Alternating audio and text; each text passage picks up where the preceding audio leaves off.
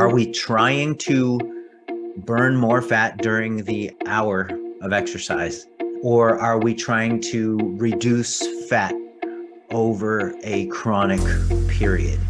What are we trying to do here, and what's the best way to do it? There's some quibbling going on about a muscleful effect in the real world, where you're not necessarily just consuming quickly digested and absorbed forms of protein without any other macronutrients present. Hi there, welcome to Beyond the Comfort Zone podcast. My name is Isra Ishaq from Fushasi Fitness and Nutrition. On this podcast, I'll be interviewing experts about the various topics taught in fitness education to better understand the research, challenge some beliefs and biases, and provide helpful information to all the other health and fitness professionals out there who may have questions just like mine. Without further ado, let's get on with the show. Now, please remember that this podcast is for entertainment purposes only. See you soon.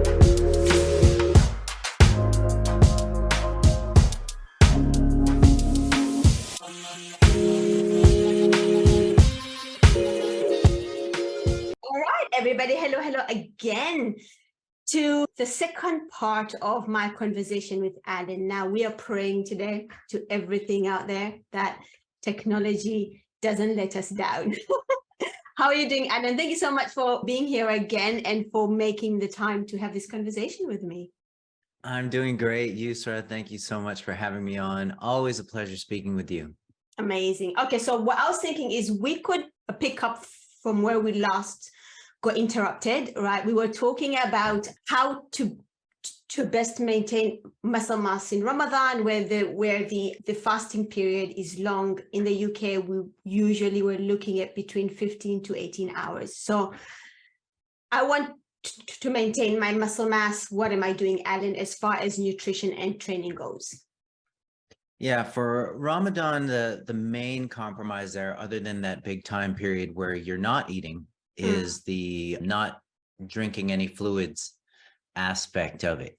Yeah. For people who follow it that strictly, So you would want to, in addition to getting enough protein, which is going to hover right around a gram per pound of target body weight.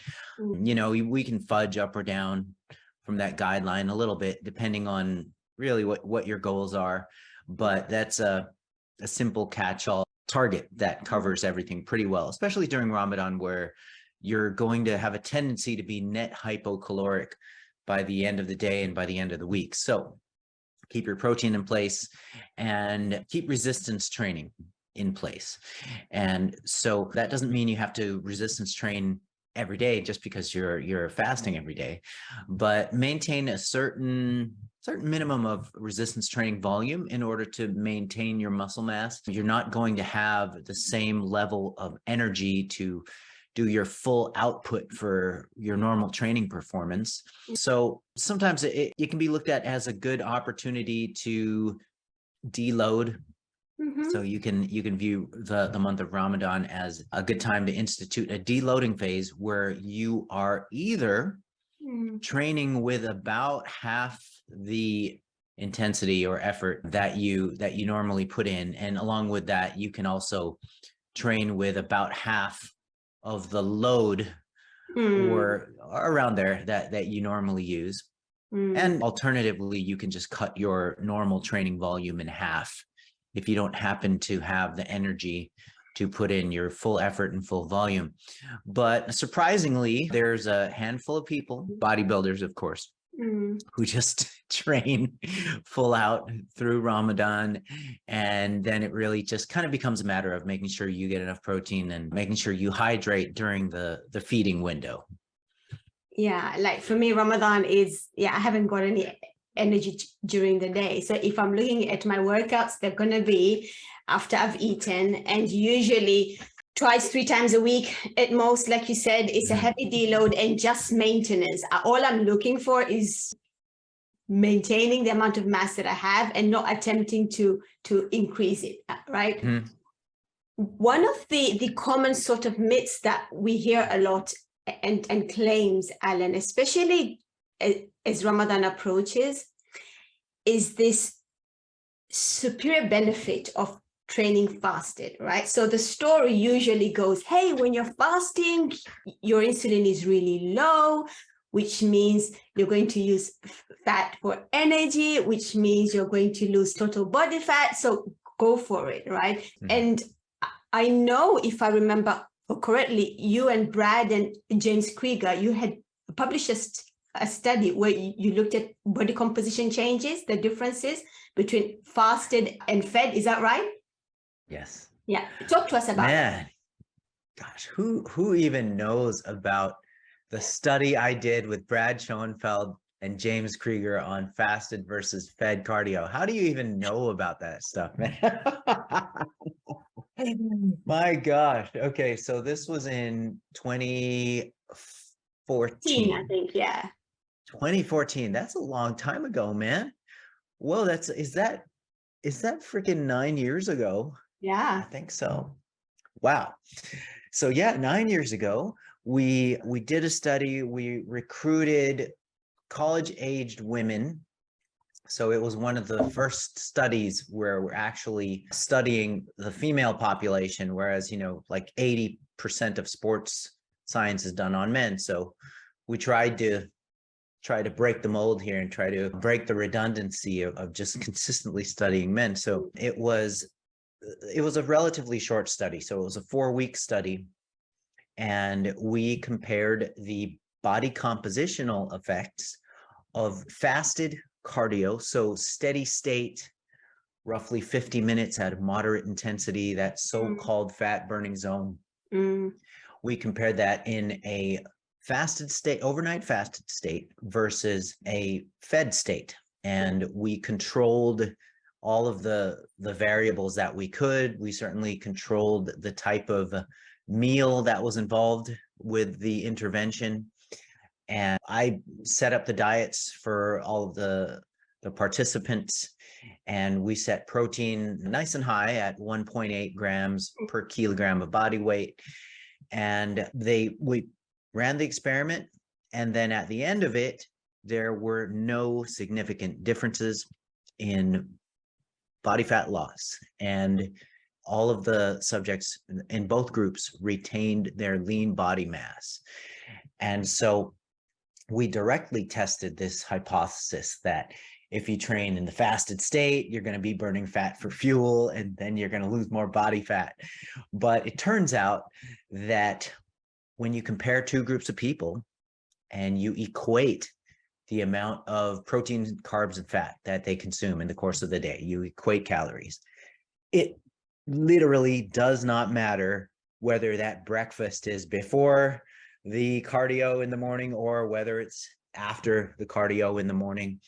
And certainly what happens in the short term is that whatever you use for fuel during exercise is based on the fuel availability.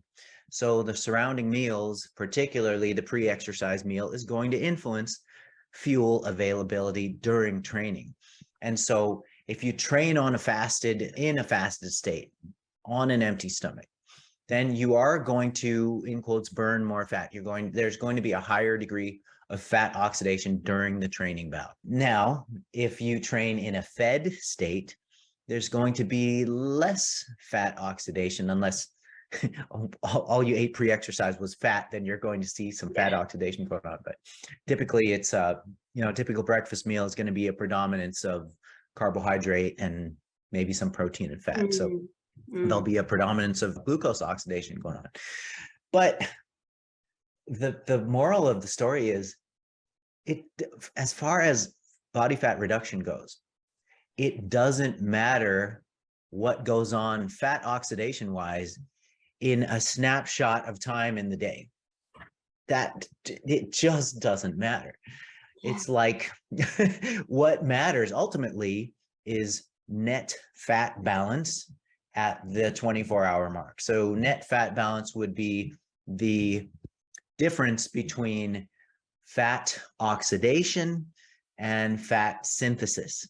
So if fat oxidation outweighs fat synthesis by the end of the day, and then you string a bunch of days together, then you're going to see a net reduction in total body fat. And so what's even more important than net fat oxidation at the 24-hour mark is a net fat balance by the end of the week, because on some days you may be hypercaloric, where you're consuming more calories than you burn. And on some days you might be hypocaloric, where you're consuming less calories than you burn. But by the end of the week, you would need to have ran a net deficit in terms of fat balance. And that's how you lose body fat. So when we look at an exercise bout, it is almost utterly irrelevant whether we're oxidizing fat or not during the exercise bout, as far as the goal of fat loss is concerned.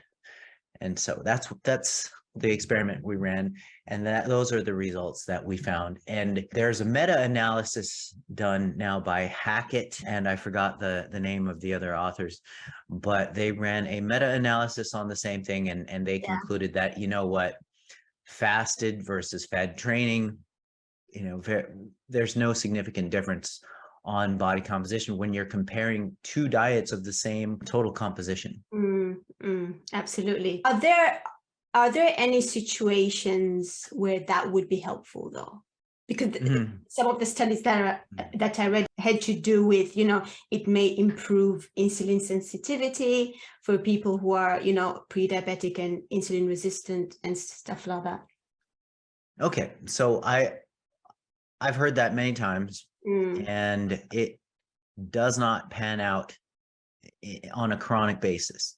It just doesn't pan out. So you can test short-term effects, like immediately after the training bout, with a fed versus fasted group of subjects. And the fasted group of subjects will show all kinds of improvements in ramped up lipolysis, ramped up fat oxidation. But what happens is in the fed group, this fat oxidation occurs at a higher rate at the rest of the day. And because it's all about fuel availability, and we are looking at lots in time. And so there has not been any research that found greater insulin sensitivity or improved handling of glucose or improved glucose metabolism as a result of comparing two diets of the same composition, where one of the groups trains fasted and the other group trains fed. And this is, once again, because when you train fasted, you oxidize a greater degree of fatty acids. You in quotes burn more fat during the training bout when you train fasted. However, when you train fed, you burn less fat during the training bout, but you burn more fat in the remainder of the day.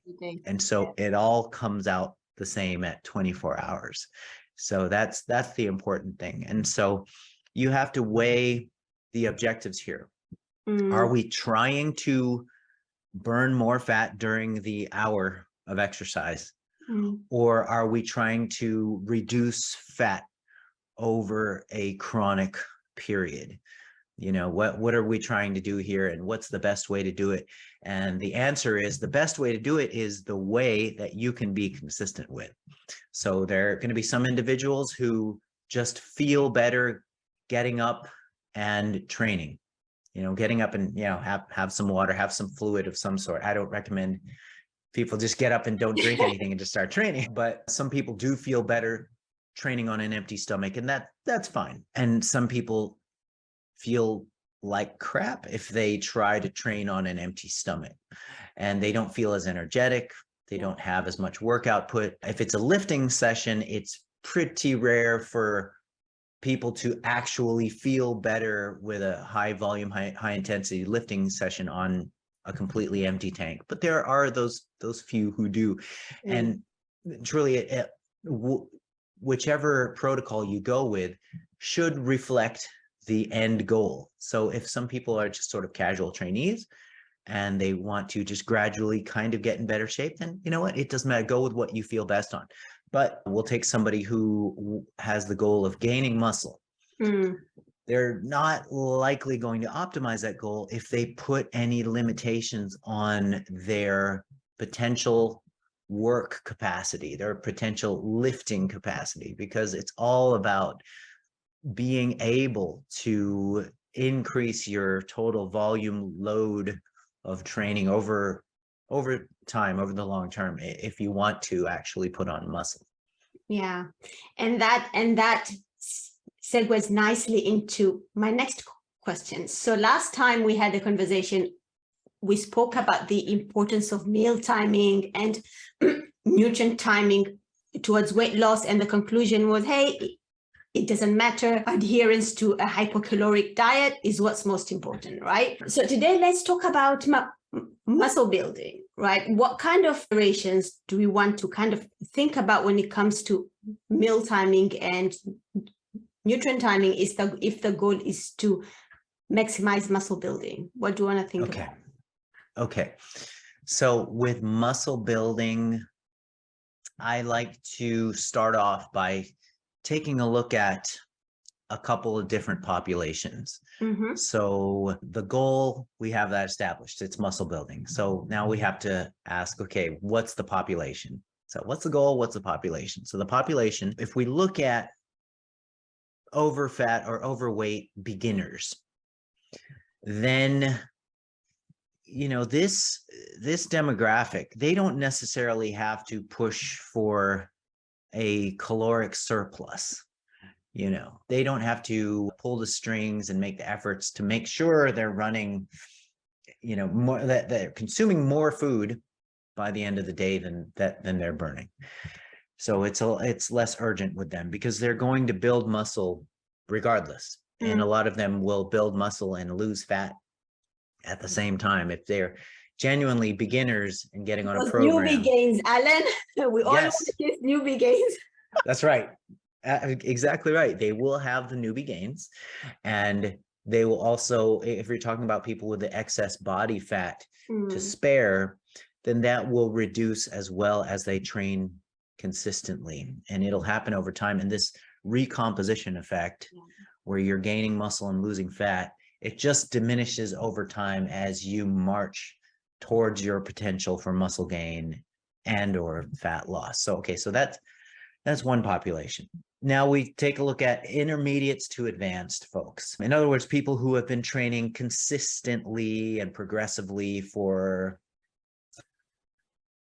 I want to say, we can say a year, but I'd rather say for a couple of years or more. Those are kind of the real intermediates, where they really have left behind the newbie gains.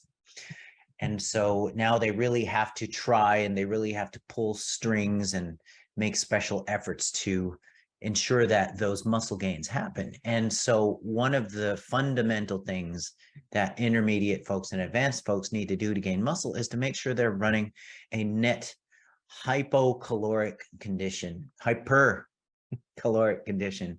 by the end of the day and by the end of the week. In other words, a caloric surplus where you're taking in more calories than you're burning by the end of the day. And so how big a surplus are we looking at? Well, the less advanced you are, the lower your training age or training status is, then the bigger a caloric surplus you can productively run without gaining undue amounts of body fat. So intermediates, they can run like 20% above and beyond their normal caloric maintenance. Whereas people who are a little further down the line, they have to look at this range of like, 10%, possibly 20%. But the range, that the sort of sweet spot is somewhere between 10 to 20% as a caloric surplus that you would run daily, in order to ensure that you're setting up the body's physiological environment for muscle growth. And this is because when you're dieting, when you're running hypocaloric conditions, then you inhibit the body's ability to generate anabolic processes like muscle protein synthesis.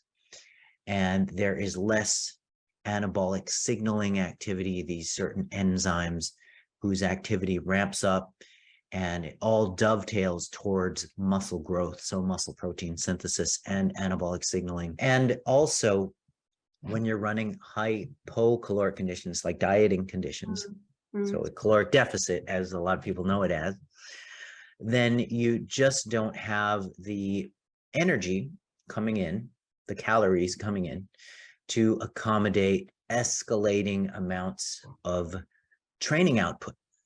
And so alongside of this caloric surplus that you're running, 10 to 20% above and beyond your maintenance levels, you're going to want to marry that with progressive resistance training, where you strategically push for increases in reps, load, and sets if and when necessary. So you're going to want to push for increases in the total tonnage you're pushing and pulling throughout each training bout on an ongoing basis. So those are the elements required. And you know, within these energy increases and these increases in progressive resistance training, of course, you've got the protein question, which has an umbrella guideline, and then you've got certain nuances under that. And so the umbrella guideline for protein requirements is right around 1 gram per pound of target body weight. We can quibble over the fine details, like, for example, my colleagues and I did a meta-analysis in 2017, 2018. This was Robert Morton et al., where we found that the sweet spot for protein intake was 1.6 to 2.2 grams per kilogram of body weight in trainees who were seeking to gain muscle. So we excluded hypocaloric or dieting caloric deficit conditions from that meta-analysis. And so with that in mind, I would rather people just err on the high end and base it on target body weight. So right around 1 gram per pound of target body weight. And so within that umbrella, you got the nuance of how do we get this protein in optimally to spur forward the growth process. And so it turns out that while you can consume all your day's protein needs in one sitting, let's take a large person who needs 200 grams of protein to maintain his muscle mass. Okay, so let's imagine this person sits down and eats, gosh, all their protein in a meal. So something kind of fantastical like that. They will still use over 90% of that protein. 90% of it will be used for any number of metabolic fates in the body. But there is a limit to how much muscle protein synthesis can occur with each dose of protein. So while the body can digest and absorb any amount of protein you throw at it, muscle protein synthesis is a different phenomenon.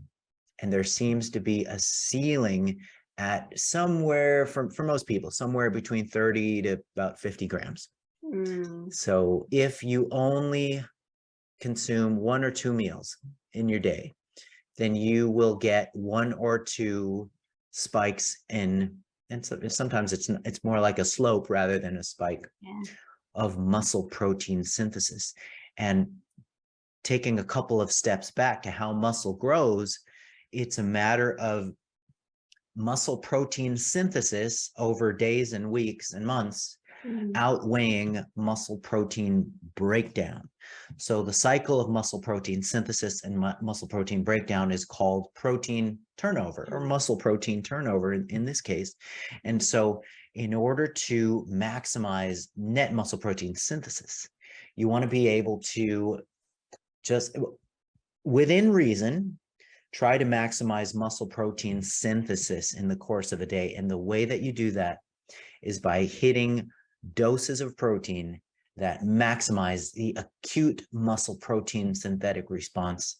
And that's somewhere between 30 and 50 grams a day, or about 0.4 to 0.6 grams per kilogram of body weight per day. And in order to hit this, if we work from the top down, we think of the total amount of protein that achieves muscle growth, total daily protein being about 1.6 to 2.2 grams of kilogram of 0.6 to 2.2 grams per kilogram of body weight per day. Then the maximal dose to max out muscle protein synthesis being 0.4 to 0.6-ish grams per kilogram of body weight per day. That would be the per meal dose to maximize the acute anabolic response. Then that would require about 4 doses of that maximal per meal dose. The maximal per meal dose being 0.4 to 0.6 grams per kilogram of body weight, or in imperial terms, about 0.2-ish to 0.3-ish grams per pound that you would carry out 4 times a day if you want to theoretically max out the growth process for the goal of building muscle. And I know I just talked for like 7 minutes straight, so I hope that made sense. Yeah, absolutely. Yeah. So what I'm hearing is you want to hit, you want to kind of maximize MPS multiple times a day. If I remember my geeky stuff correctly, it's between 3 to 4 hours between each dose to allow the refractory period and the muscle full effect to happen and all that stuff, right? So you want to space them out between 3 to 4 hours between doses, is that right? There's some quibbling going on about the muscle full effect in sort of in the real world, where you're not necessarily just consuming quickly digested and absorbed forms of protein without any other macronutrients present. And so in the context of mixed macronutrient meals that have these much longer and slower appearance curves, and in downstream, once you've ingested the meals, then there really is some debate whether that refractory period even applies. Wow. So in theory, we are, and when we try to combine theory and practice, it does look like 30 to 50 grams of protein, roughly 4 times a day.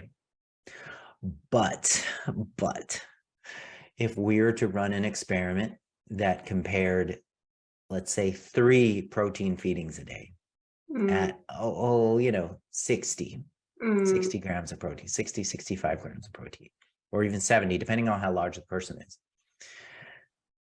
I don't know whether we would see meaningful advantage to the 4 to 5 to 6 protein feeding, this kind of like this multiple, idealized protein dose thing versus 3 protein feedings that might not be ideal because they're above and beyond what maxes out muscle protein synthesis. Like, I don't know if we would see that difference. We might see it if you compare 1 or 2 meals versus 3 to 6 meals. We might see that there. But 3 versus 4 versus 5, 3 and up, I don't know. I really don't know. And of course, we don't have that study. Yeah, we don't have that study, and we technically we do, but it didn't pass peer review.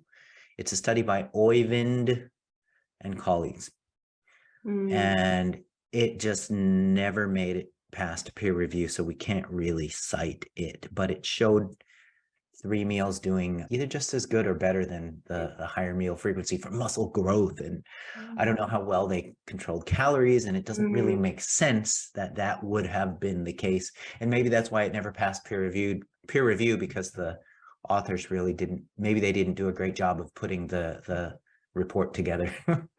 Yeah, that's really interesting, Alan. Okay, yeah. So we're looking at between 3 to 4 meals, whatever works for the person, essentially. Yeah, 3 meals and up for maximizing muscle growth, I would say. Yeah.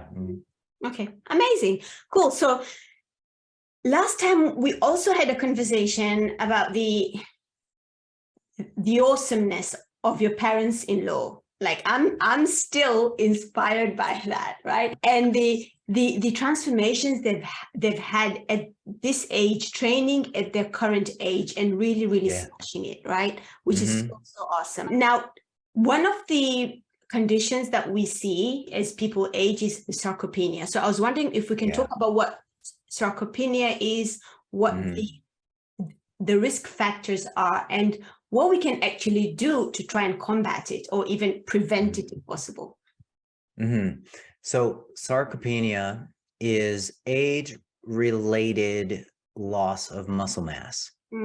And that kind of goes hand in hand with a lesser known term called dynapenia, which is age-related losses in muscle strength. And dynapenia always kind of goes under the radar, whereas sarcopenia is the one that's talked about a lot more, but dynapenia is just as deadly as sarcopenia. And they, like I said, they go hand in hand. And even though they're called age-related diseases, that is almost a misnomer, because you can create a sarcopenic effect through simple disuse of the musculature. So you can create what goes on in age-related muscle loss in a young person if you just put them on bed rest, or if you just tell them they cannot train, you just stop training. You are ordered to just sit around. And so the same stuff happens. It's just that with the older population, you have other things going on that take longer to manifest, like bone mineral density decreases, and like even other factors that tie in with the problems of sarcopenia that exacerbate sarcopenia, like the development of central adiposity and just obesity in general. And then you have this other term, sarcopenic obesity, where you have two pathological systems kind of working together to exacerbate the larger picture of disease. And like under the of frailty. Frailty is just a generalized loss of lean tissue function over time with age related. And so sarcopenia, sarcopenic obesity, dynapenia, they're all under this umbrella of frailty, along with a bunch of other degenerations.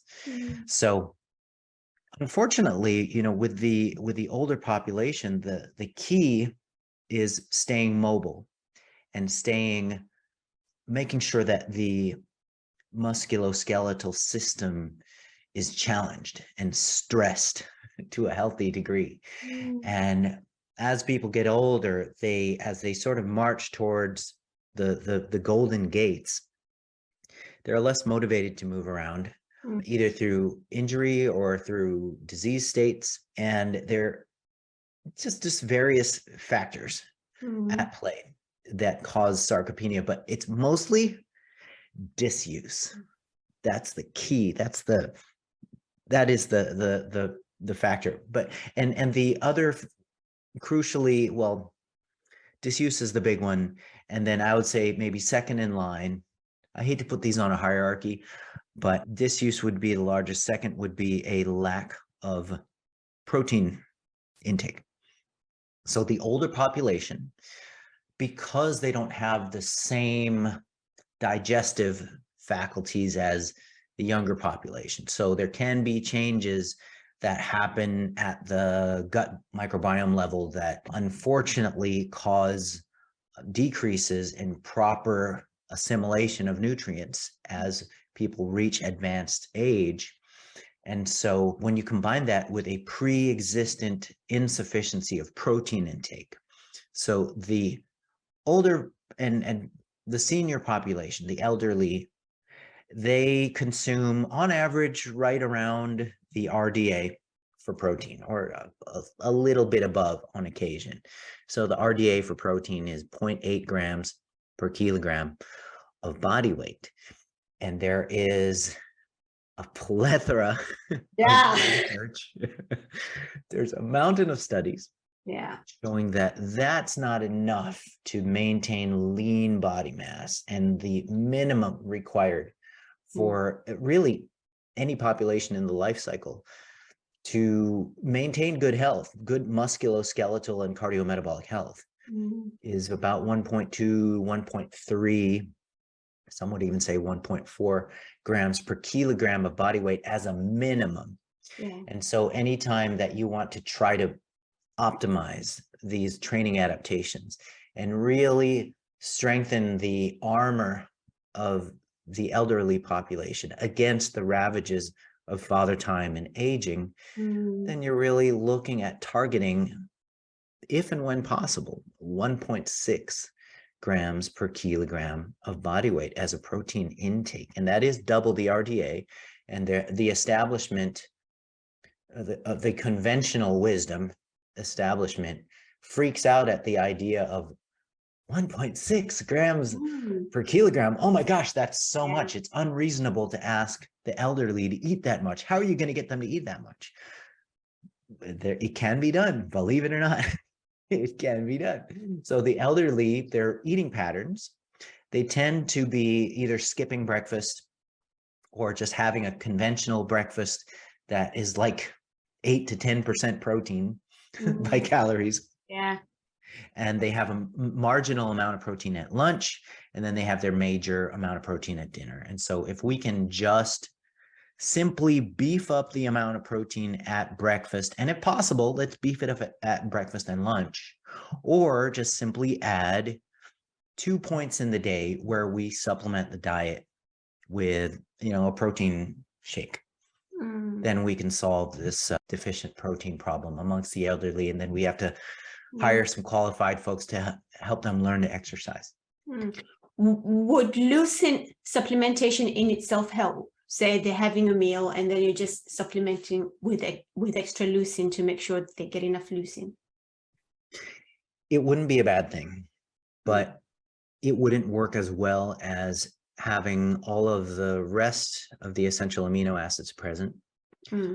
And there is also some additional benefits to both the non-essential amino acids being there, plus other constituents of the so-called food matrix. So the benefits of protein foods like whey, for example, are more than the sum of its essential amino acid content. You have things like lactoferrin, you have other immune enhancing compounds in there, like a whole range of them that are missing. And this is a principle that applies to foods in general. So you can take the constituent nutrients, the key nutrients of certain foods, you isolate them from the food and feed them to the organism, but you're just not going to get the same health effect. So I think there is a lot to be said with making sure they get a high quality, intact protein. And if an elderly individual has problems chewing, problems, with that process, then you go for liquid nutrition, but make sure it's high quality as possible with intact whole proteins like whey protein, like milk protein, for example. A lot of people are not averse to that. And food technology today has it such that we can implement these products pretty successfully. Yeah. Okay. So I'm 41 right now. How do I prepare the 20-year version of me, Alan? What do I really want to focus on right now to protect myself as much as possible, right? From things like sarcopenia and dynapenia and all of that. The formula is the 3-part formula, maybe 4-part. So we'll talk about the 3. The important 3 is enough protein, resistance training in place, and make sure you keep an eye on maintaining a healthy body fat level that is not excessive. And typically it's more a matter of making sure you don't get too much body fat versus making sure you don't get too little body fat. That's a rare problem people have to deal with. And so, that's the 3-pronged, the 3-pronged objective. Protein at somewhere around 1.6 grams per kilogram, all the way up to a gram per pound. That's the right range. Resistance training in place for the general population, and it doesn't have to be a high volume thing. So minimum effective dose for maintaining reasonable levels of strength can be as low as 3 to 5 sets per muscle group per week, if those sets are taken to a reasonable degree of fatigue or failure or close to it. It can be that minimal, but I would encourage everybody, not just the elderly population. I would encourage people to resistance train progressively and not necessarily just hover with that minimum effective dose all the time, because you should be challenging your body until the bitter end. That's how you hedge your bets towards immortality. And as far as the third component, aside from getting enough protein and making sure resistance training is in place, the third component of making sure that body fat doesn't become excessive. If body fat becomes excessive and muscle mass is deficient, then you arrive at a state of sarcopenic obesity, and that's a really bad place to be, because an excessive amount of body fat, physiologically, it creates a barrier against muscle growth, because excess body fat actually inhibits muscle protein synthesis. And the body fat, if you have an excess of it, then there will be an excess production of chronic inflammatory factors that make it tough for the body to actually build muscle. So there's kind of this biochemical competition going on there. So that would be the objective. And it's a lot easier said than done. And maybe the fourth factor is to maintain a good attitude. Maintain an optimistic attitude. And there's a lot of research behind optimism and the maintenance of health and the mitigation of disease with if you keep your head up. And absolutely. And I think the concept of flexibility, which again, I'm going to talk about your book again, because sometimes when we want to achieve certain health outcomes, we only think there's only one way to do it, right? It's like, oh, I have to train 5 to 7 days a week. I have to eat this exact amount of protein, and I have to do this and I have to do that. And life gets busy. And when life gets busy, what people tend to do is they tend to stop all these health promoting behaviors altogether, because they haven't built that flexibility. So it's very much around, hey, my life is busy. What can I do right now, given the season of life I'm in, to make sure that I'm still maintaining my health to the best of my abilities, as opposed to just stopping altogether, right? Yes. There's often a big divide between the theory and the practice. So with something like protein, some people are vegan, and so they have a challenge there hitting these protein targets, especially if they are averse to the idea of consuming protein supplements, protein powders. But once you can kind of get over that, then something as fundamental as the getting enough protein part becomes very easy, actually. Yeah, absolutely. Okay. Let's talk a little bit about ketogenic diets. I feel like that the hype of the diets has gone down. I don't know. Have you noticed that as well, or is it still very much alive? It comes in waves. And I haven't really seen it totally die down, because it's still there, pretty right? strong in some parts. Yeah. Awesome. So do we have any studies that show any negative long-term health effects of being in ketogenic diets long-term? Say you have someone who says, hey, Yusra, I'm on a keto diet. I love it. I can stick with it. I haven't got a problem with having under 50 grams of carbohydrates a day. I'm absolutely okay with that, right? Mm-hmm. Should we worry about the long-term health effects of that? It depends. It depends largely on two things. It depends on the person's body composition that they're maintaining, as well as their level of physical activity or lack thereof. So your main protection against any sort of adverse effect of any kind of diet is to maintain a certain degree of leanness and muscularity and physical activity. So once you're physically active and lean and you have enough muscle to function properly, then, unless you get hit by a truck one day, you're probably going to live at least to the average. But in the case of the ketogenic diet, you run the risk. Let's say you're not somebody who's, basically athletic, physically active and lean and muscular. And let's say you're a regular Joe or a regular Jane.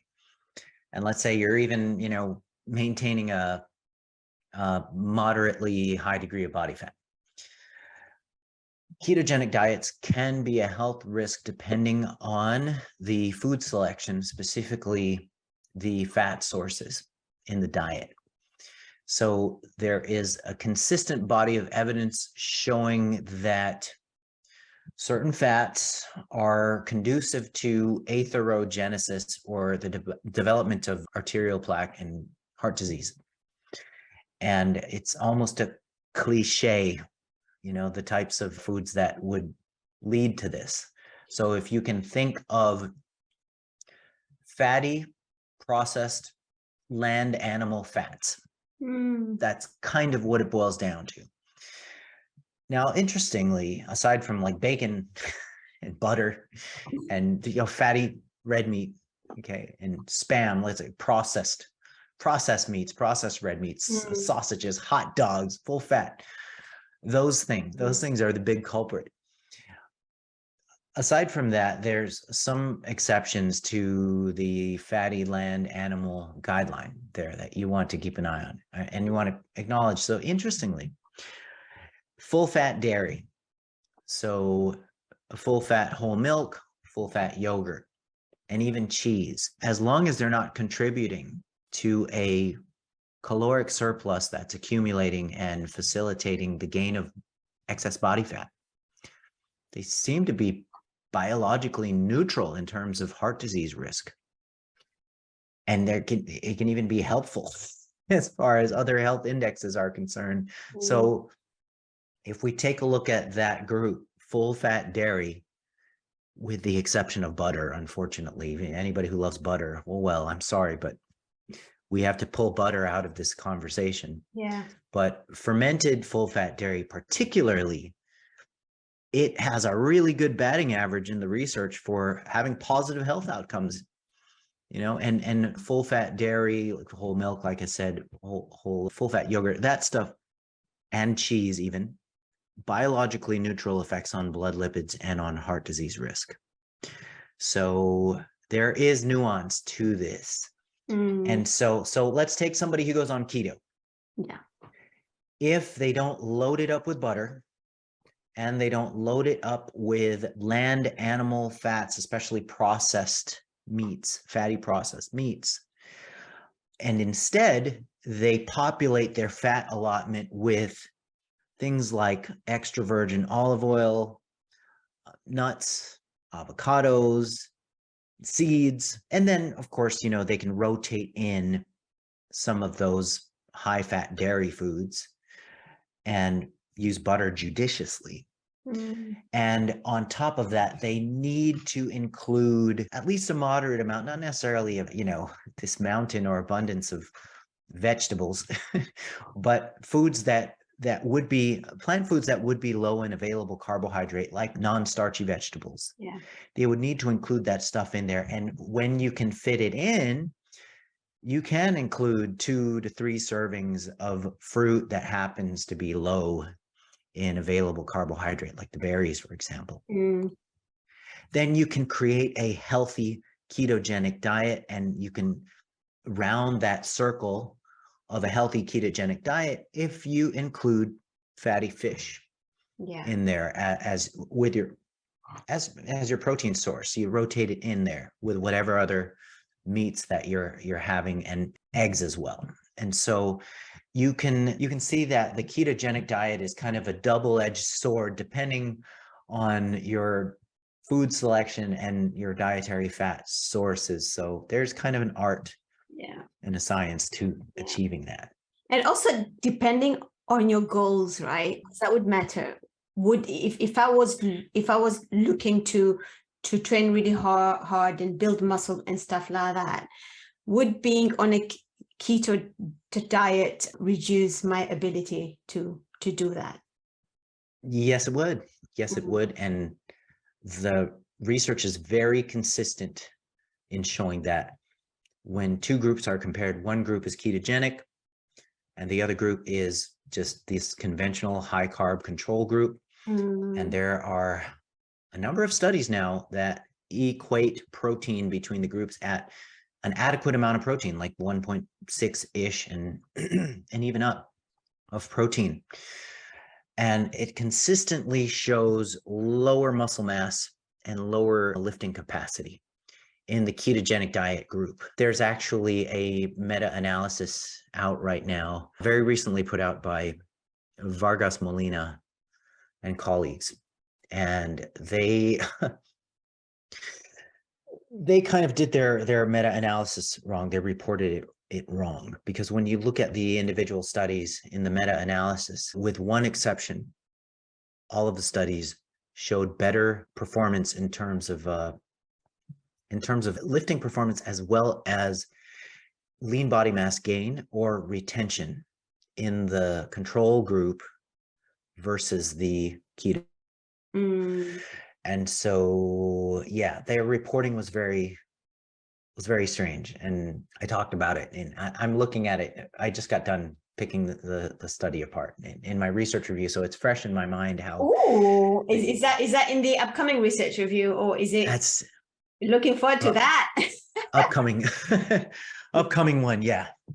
So, but yeah, that's just the breaks. If you look at the individual studies, you'll see that it's just very consistent. That keto is just highly inefficient at the goal of muscle gain.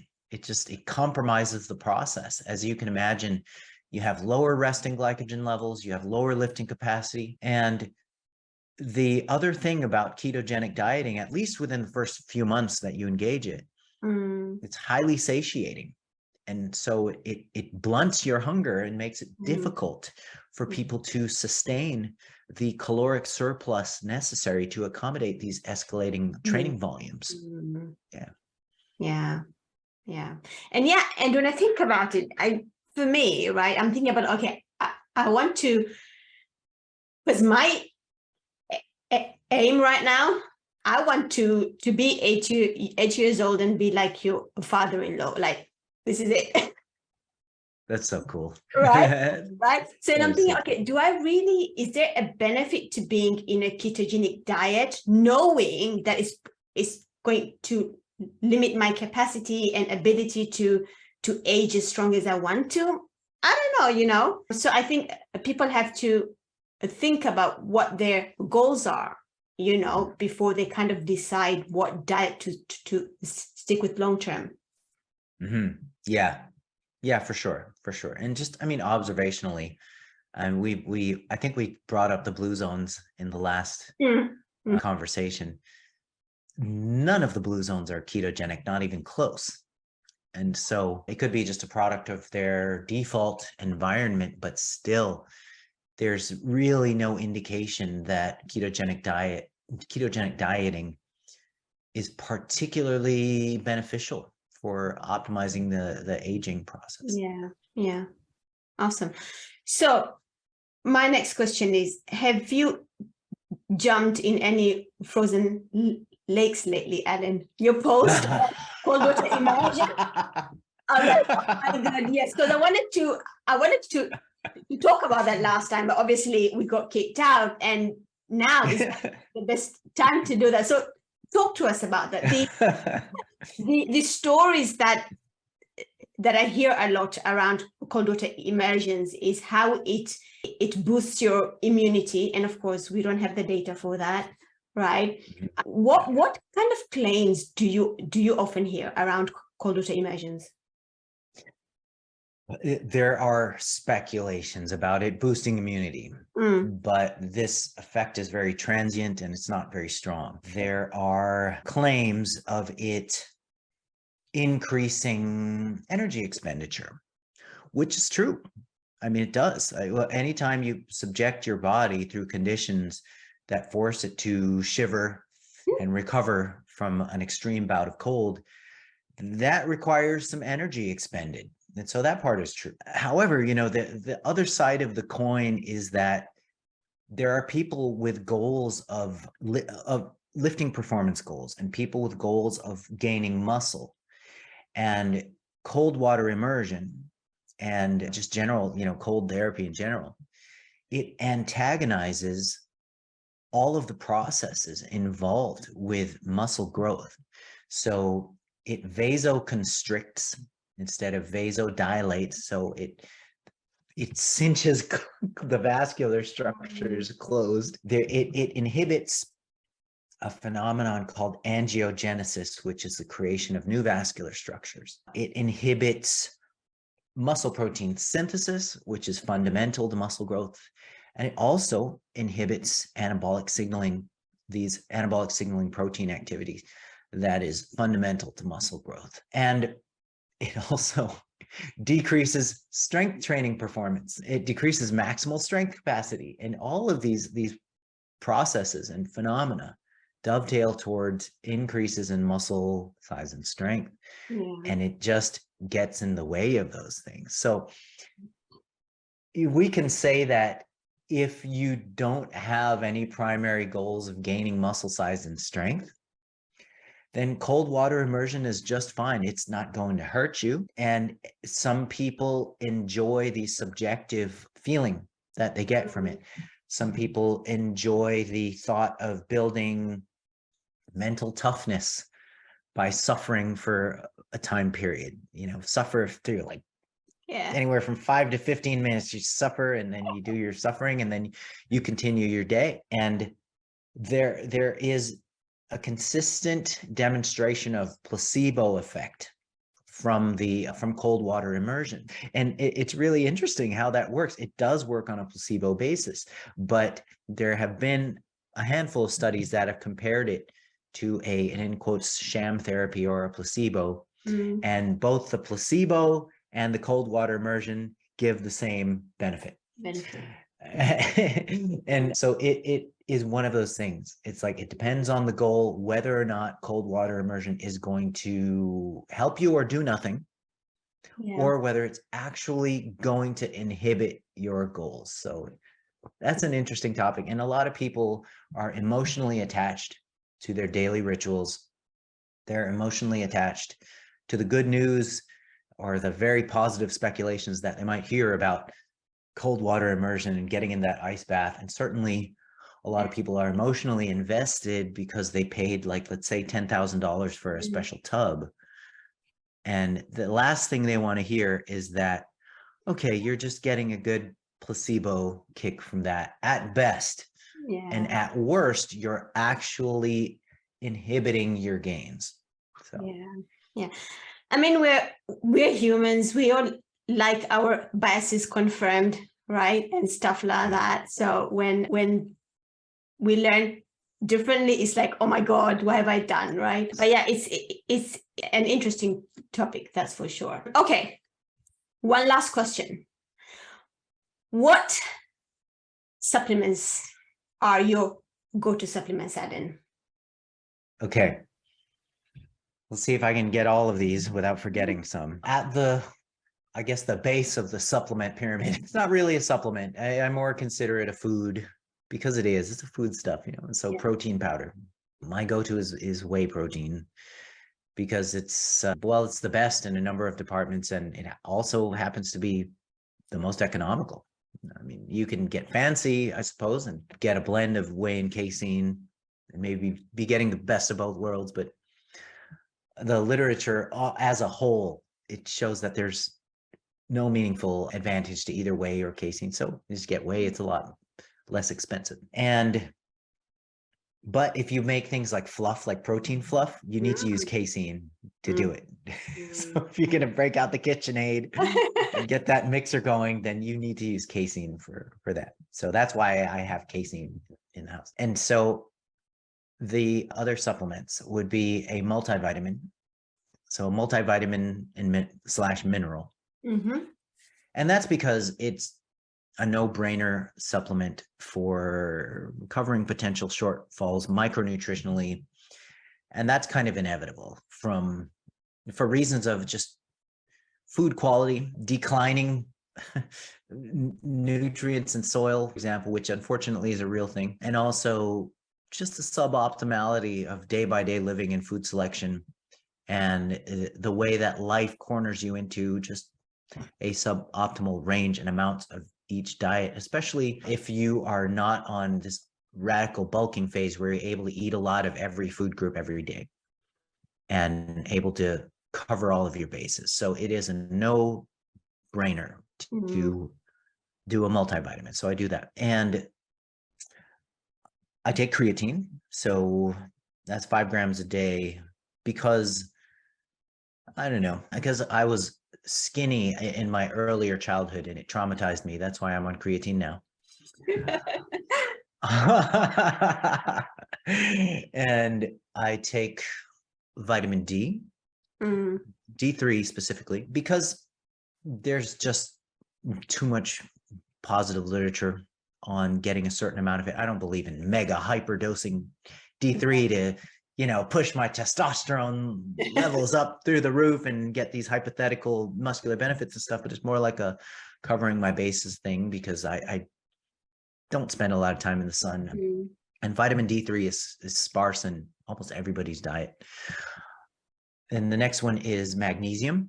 Magnesium is one of these multitasking essential nutrients that are missing in optimal amounts in most people's diets. And then I also take vitamin C. There's enough data on vitamin C showing its immune benefits, however small. In these days and times, it never hurts to have good immunity. And also vitamin C works in conjunction with collagen protein to strengthen connective tissues. And so I forgot to mention one of my protein powders is a 50-50 mix of whey and collagen. And I know I'm missing something here. Yes, fish oil. So I take three grams of fish oil, which gets me about 1.5 grams, a little bit, pretty close to 1 gram of EPA and DHA per day, because I don't eat fatty fish quite enough. And there is enough literature to point to the benefit of getting a certain amount of omega-3 fatty acids in the diet. And believe it or not, I think that's it. That's it. Yeah, that's awesome. When you recommend a creatine, do you recommend, say, 5 grams, or do you recommend it based on someone's body weight? Because I see some people going 0.3 grams, 0.03 grams per kilogram of body weight and stuff like that. What's your go-to? My go-to is trying to save people from doing the math. So 3 to 5 grams a day as a maintenance amount. We could justify certain larger individuals going up to 7 grams a day or so. But in the literature, the most common dose shown effective is 5 grams. So if you are a tiny person, okay, 3 grams might be appropriate. If you're the average size person, then 5 grams. And yeah, so that's usually what I default to. But of course, in the book, you would list like 0.004 to 0.07 grams per kilogram of body weight. And people always ask, do you need a loading phase or do you not need a loading phase?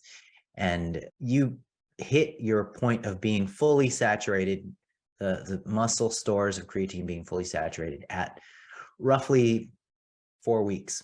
If you just consume a maintenance dose. If there's some time crunch that you need to have the full effects of creatine kicked in as soon as possible, then a loading phase of roughly 20 to 25 grams a day for a week will do it. Yeah. And if you're somebody who has stomach issues doing that, then you can do about 10 grams a day for 2 weeks, and then you'll be loaded. Yeah. There's a claim that's been going around, and I haven't looked into this in depth. So I think this is a good question to ask. Does it dehydrate you if you don't hydrate enough? Because there are people who say creatine can dehydrate you if you're not consuming enough fluid. So it's almost like I need to consume more fluids because I'm taking creatine. I actually looked into that, and there's no evidence that creatine is inherently dehydrating or inherently raises your fluid requirements. And so I was kind of surprised to see that. So yeah, you should just maintain good hydration regardless and not worry that you need to kind of push it higher if you consume creatine. And I've also been asked a lot, like, what form of creatine should I be taking? And so it is creatine monohydrate. That's the most prolifically studied and the most proven, in quotes, form of creatine. And it always helps to make sure that the product that you consume has the CreaPure seal, CreaPure. Yeah. And that ensures that you're getting a reliable source of creatine instead of some sort of shady source of creatine that may be impure or contaminated with various stuff that you don't want in the supplement. And then, there's also the issue of responders and non-responders to creatine. So in the literature, non-responders, believe it or not, they span 20 to 30% of the population. And this is because 20 to 30% of the population have a combination of things, have one or more things that prevent them from realizing the benefits of creatine. And one of them is high pre-existing muscle levels of creatine through either diet or just diet and genetics. And then the other factor is a lower versus higher amount of type 2 or fast twitch muscle fibers. And it's just how people are built genetically. Those with higher amounts of type 2 fibers will get a much more robust from creatine than those with a lower amount of type 2 fibers. And then you have the combination of the, genetics and pre-existing levels and fiber type that can really sort of compromise certain individuals' ability to gain benefits from creatine. So unfortunately, 3 out of 4 people will respond great to creatine. Yeah. And then 1 out of 4 will be like, stuff doesn't really work. Yeah. I mean, personally, I tried to test it out because I supplement with creatine, right? I've been doing it for about 3 years now. And I thought to myself, right, how would I know if I'm a responder or a non-responder? So I stopped supplementing for about 3 months, and I can't tell. Yeah. I'm a responder. Yeah. It's like, I can't tell, It's like, I don't know. One of the indicators about being a creatine responder versus a non-responder is the gain in water weight and lean body weight within the first month. So after loading, if you do a loading phase, then it would be after the first week. But once you're saturated with creatine, it's very typical for responders to gain 2% of their starting body weight. And when you get that gain on the scale, then you can figure, okay, either I stuffed my face real good for the last few weeks, or I'm a responder to creatine. Yeah. Awesome. Well, Alan, thank you so much for coming on here today and for talking to me. I wanted to talk about this last thing that has been an incredible resource for me. I was doing research last night, and I was like, okay, how do I find amazing papers on this thing that I was looking at? And all I did, I went into AARR, the index, search what I was looking for, and bam, all the papers that I needed were there. So talk to us about your your monthly review and where people can find it and all that stuff. Okay, well, thank you first. Thank you so much for the kind words and the encouragement about the research review. This is something that has been my whole life for the last 15 years, every month, just making sure that the month ends in me saying, yes, I did it. It's time to post this next issue. So it's been a long journey, and it's very interesting watching everybody in the space come up with their own research review now, which is annoying, but it's a good thing. It's a good thing for the industry. And I think what is done is that it brings light to the evidence-based space, because sometimes it's hard when you're busy, when you're running businesses in a home, to be on top of research. But having such a resource it makes it so much easier to be an evidence-based practitioner, because there isn't any extra effort that you need to put in as much anyway, right? Yeah, that's my goal. That's what I love to hear. I mean, practitioners have the huge energy consuming job of making sure that they are servicing clients properly and getting them results. And there's so many facets to that, from just the day-to-day, the scheduling, the logistics, and then the psychological part of it as well. Just being able to provide that resource that helps practitioners stay on top of what we know currently. I think that is especially important, and it's really cool to know that it actually benefits practitioners in getting their clients better results and getting them better results too. So that's the whole goal. That's the whole goal. After you have been in the field for, well, in my case, 30 years, you want to be able to see the field become better. Yeah. And as much as I do throw out jabs about everybody copied my research review, the reality is the field is better for it. And so, yeah, you can find my review at alanaragon.com. And yeah, I'm biased towards thinking it's the best value possible as far as this thing goes. I am subscribed to every research review out there. Yours is the best one. Oh, girl. Oh man, I'm gonna have to remember that and write that down. I'm gonna save that one. Thank you so much. Thank you so much, Alan. All right, guys. So you've heard about Alan's research review, and you need to get his book, The Flexible Dieting Book.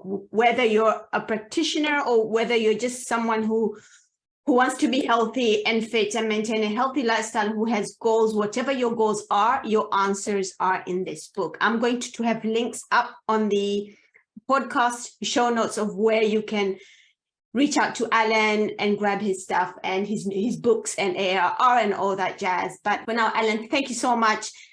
Again, time has flown, an hour and a half. Where's it gone, right? It's like... Really? Oh my gosh, that's so quick. That was real quick. I love it. I love it. You are so excellent, Yusra. I got to say, you are just such a wonderful person all the way through. I mean, professional person, human being, everything. And I'm just so happy that you're in the space and you're making such positive waves and you're making a difference. And it's just a wonderful thing. So I have to throw all the praise right back to you as well. Thank you. Thank you so much, Alan. All right, everybody, that's it for now, and I'll talk to you soon.